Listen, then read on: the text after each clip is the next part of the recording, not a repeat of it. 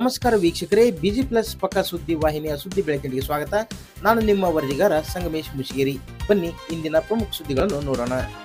ನಮಸ್ಕಾರ ಕುಷ್ಟಗಿ ಜನತೆಯೇ, ನಿಮ್ಮ ಮಕ್ಕಳ ಶಾಲಾ ಸಿದ್ಧತೆ ಇನ್ನೂ ಪೂರ್ಣವಾಗಿಲ್ವೇ? ಎಲ್ಲಾ ಶಾಲಾ ಸಾಮಗ್ರಿಗಳು ಈಗ ಒಂದೇ ಸೂರಿನಡಿ ಲಭ್ಯ. ಬಿಜಿ ಕನೆಕ್ಷನ್ಸ್ ಬುಕ್ ಸ್ಟಾಲ್ಗೆ ಇಂದೇ ಭೇಟಿ ನೀಡಿ.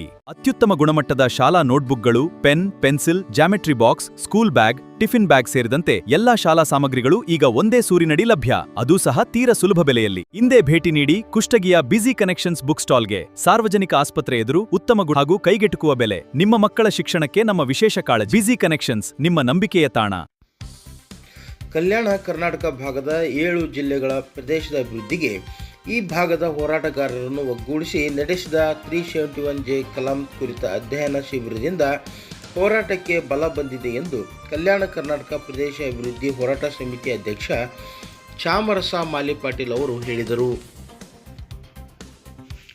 ಕುಷ್ಟಗಿ ತಾಲೂಕಿನ ತಾವರಗೇರ ಸಮೀಪದ ಬುದ್ಧ ವಿಹಾರ ಸಭಾಂಗಣದಲ್ಲಿ ಭಾನುವಾರ ಮುಕ್ತಾಯಗೊಂಡ 2 ದಿನಗಳ ಕಲ್ಯಾಣ ಕರ್ನಾಟಕ ಪ್ರದೇಶ ಅಭಿವೃದ್ಧಿ ಹೋರಾಟ ಸಮಿತಿ ನೇತೃತ್ವದ ಅಧ್ಯಯನ ಶಿಬಿರದ ಗೋಷ್ಠಿಯಲ್ಲಿ ಅಧ್ಯಕ್ಷತೆ ವಹಿಸಿ ಅವರು ಮಾತನಾಡಿದರು.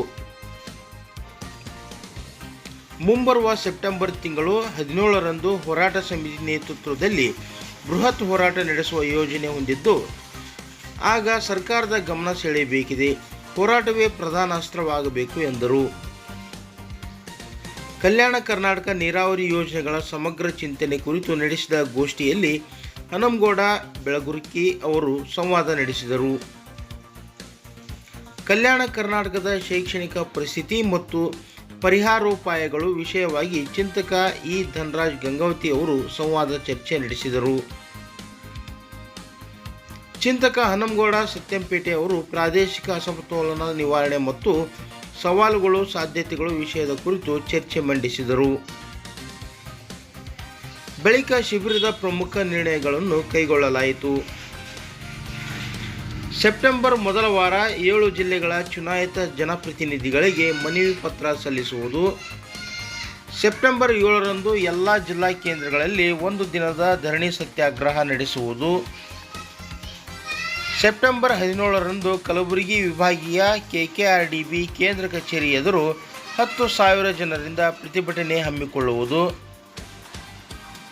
7 ಜಿಲ್ಲೆಗಳ ಗ್ರಾಮೀಣ ಭಾಗದಲ್ಲಿ ಜಾಗೃತಿ ಜಾಥಾ ಮತ್ತು ವಿದ್ಯಾರ್ಥಿಗಳಿಂದ ಪ್ರಭಾತ್ ಫೇರಿ ನಡೆಸುವುದು. ಹೋರಾಟ ಕೊನೆಯ ಭಾಗದ ಎಲ್ಲರಿಗೂ ತಲುಪುವಂತೆ ಪ್ರಚಾರ ಮಾಡುವುದು. ವಿದ್ಯಾರ್ಥಿಗಳು, ಯುವಕರು ಹಾಗೂ 371 ಕಲಂ ಸಮರ್ಪಕ ಜಾರಿಗೆ ಒತ್ತಾಯಿಸುವುದು ಹಾಗೂ ಅಸಮತೋಲನ ಸುಧಾರಣೆಗೆ ಉತ್ತಮ ನೀತಿಗಳು, ಅಭಿವೃದ್ಧಿಗೆ 20 ವರ್ಷದ ಕ್ರಿಯಾ ಯೋಜನೆ ರೂಪಿಸಬೇಕು ಎಂದು ಸರ್ಕಾರದ ಮೇಲೆ ಒತ್ತಡ ಹೇರಬೇಕು ಎಂದು ನಿರ್ಣಯಿಸಲಾಯಿತು.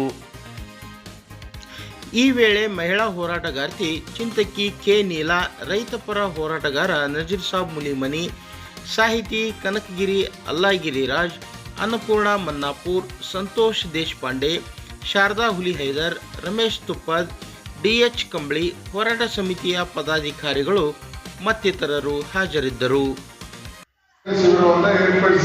ಯಾಕಂದ್ರೆ ಬಹಳಷ್ಟು ವಿಚಾರಗಳು ಯಾರಿಗೆ ಗೊತ್ತಿತ್ತು, ನಿಮಗೆ ಗೆಜೆಟ್ ನೋಟಿಫಿಕೇಶನ್ ಆಗಿಲ್ಲ ಅಂತ ಹೇಳಿ ಗೊತ್ತಿತ್ತು, ನಿಮಗೆ ಯಾರು ಗೊತ್ತಿಲ್ಲ. ಇಲ್ಲಿ ಅವ್ರ ಮುಖಾಂತರ ನಾವು ತಿಳ್ಕೊಂಡ್ವಿ, ಅನೇಕ ವಿಷಯಗಳನ್ನು ತಿಳ್ಕೊಂಡಿದ್ವಿ. ಅದೇ ರೀತಿಯಾಗಿ ಈ ಒಂದು ಅಧ್ಯಯನ ಶಿಬಿರದ ಫಲವನ್ನು ನೀವು ಧನ್ಯವಾದಗಳು. ಸತ್ಯ ಸುದ್ದಿ, ನಿಖರ ಮಾಹಿತಿ, ಜನರ ಧ್ವನಿ ನೋಡ್ತೀರಿ. ಬಿಜಿ ಪ್ಲಸ್ ಪಕ್ಕಾ ಸುದ್ದಿವಾಹಿನಿ. ನಿಮ್ಮ ಸುದ್ದಿ ಹಾಗೂ ಜಾಹೀರಾತುಗಳಿಗೆ ಸಂಪರ್ಕಿಸಿ.